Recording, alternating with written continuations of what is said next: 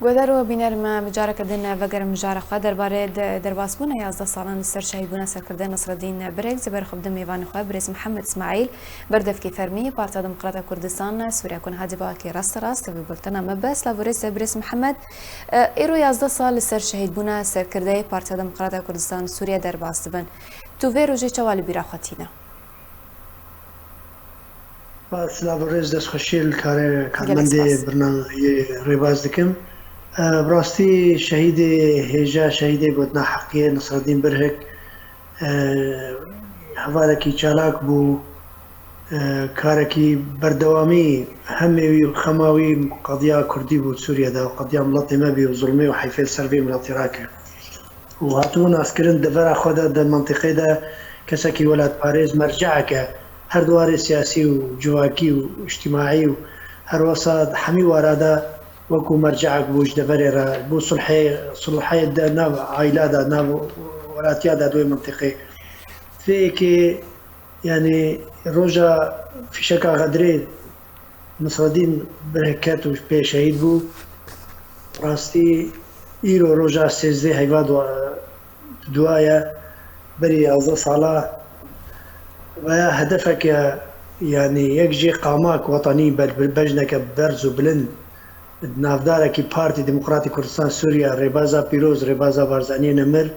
که خمخارک و پشتوانکش قضیه کردی را خواستن بچمینن و کن بکن به که بلکی عزتک و مکانتک و جهکی بلندتر دای نام ملت مدا و دل حوالی ویدا جبر که ابروج روزه که گل کی غمگینه روزه که تنگاول سر ملت مدا هات تبیرا مو روزه ما هات جنا يعني استقبال كل مستشفى نور نيجو قا مستشفى نور بريندار بو وملقلا خفتن وهناك نشتاقري جات شكرن بشتري نخل بهاتا فقواستن حلبة مستشفى مارتيني الحلبة وحتى بيستو دودوي هيفا دودوا شو برد لبانيا خودي بله بريس محمد اگرم وگرن دسپیکا کو پیاده د صلات رژیم سوریه ورگرد جدما کو د صلات ورگرد دوی د میده د سبب انچاف کرن گرتن رواندن ترور کرن کر هجماره کم وزن جناوه کسین کو هاتین رواندن جالی پیاده و هنه مینا بهزاد دورسن هجماره کدن جناوندن سدم چه کو پیاده دما کو د صلات ورگرد دس به جور سیاست کر سیاست کر بگو خلکی بجارده قل بيشا خنا هيلن قاربن بتر ملاطمة يعني أبا اعتبار دبن دبلان كرجيمي ورجيمي مجال دار دبلان كخوجو قاربن هر كل يعني بكن جو خلكت بيشا خراكن وقامات بلند وخبات كران بتشمينن وهر وسا بنشاف بكن وندا بكن جبو خاطري بلان أخو سر ملاطمة وسر دبريدا جيب جيبك فذيك قالك باكرياري وهاكرن بجبرجو منطقة كيوانينة غير منطقة سلاح وقواتي وغدري حجتها كيوانينة تشتكي بروجي كيكو مصلحة حاملاتي ما وقضية ما تدعم البرشا مينا جو خلقي باور بله ما هي بس جو خلقي بطل سين بوارد ترسي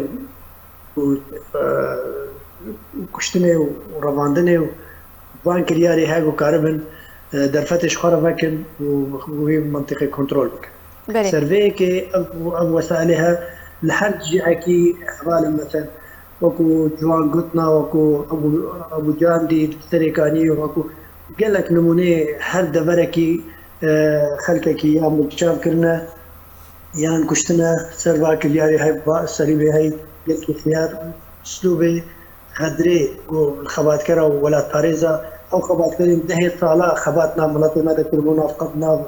جواتا كردي دا كربو هاتبو ناس كرن جو نمونه خباتنا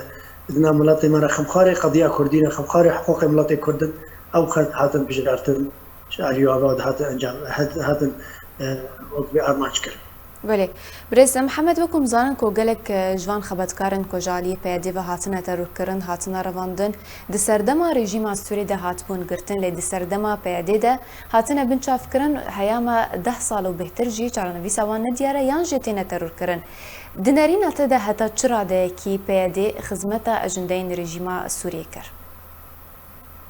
استيكي وقتاش تبجم وكو دوفلانك يعني السلطان مرواق عجد سوا ورقرت وخستن بقواتي وغدري وفيخ دغري كنترول بكن وخبات كرا بنشاف بكن وغدري ولا باريزا بكن وناب جباتا كردي شا قاربن شوازي الترسي والسلاح كنترول بكن نب منطقي نب شرحي نب بروجاكي أجبا بيكي يعني جهتك يقو تشتيقو دا صلاة سوري نكاري بو بكي أو أنكر وبحقي خبات كرا وحقي ولا طريق هذا جبر بيكي أرم هدفها هو لخستنا بارتي ديمقراطي كردستان سوريا بو لخستنا ريبازا بيروز ريبازا برزاني نبر بو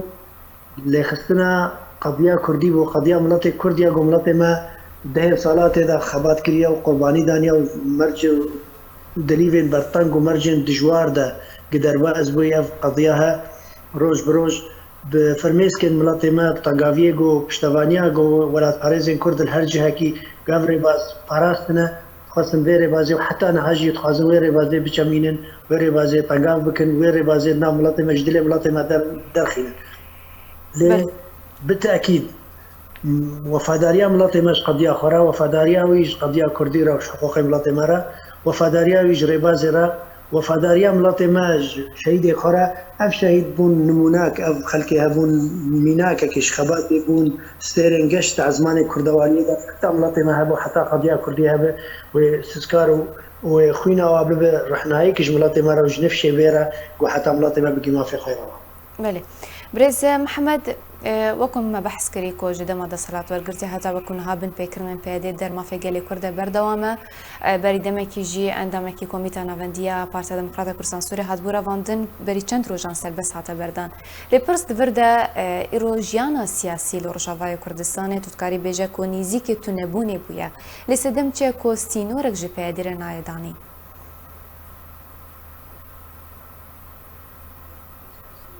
بريس محمد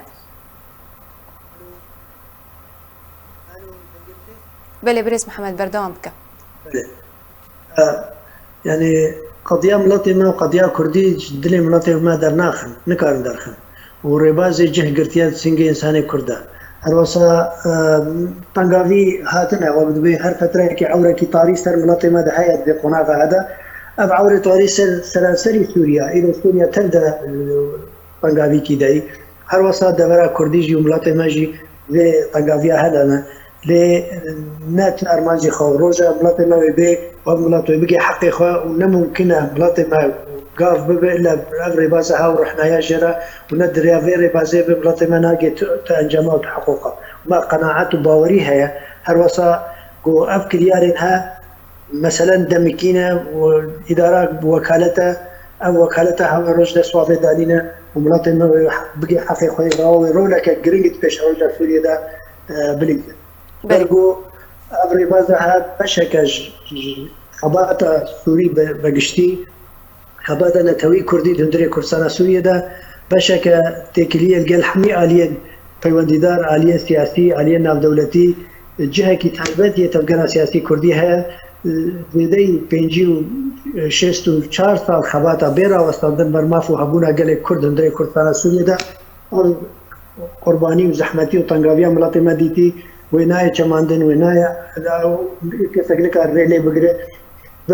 ليه دري خناغه هذا طنقافي كه اوركي طاري سر ملاطي مدهيا هم هيفينا هنكي بزو ابعور بفركه وملاطي ما بقيت انا بله قالك سباس جبو ميباني من بريس محمد اسماعيل بردف كي فرمية بارتا ديمقراطية كردستان سوريا لسر شروفين كوتا دانما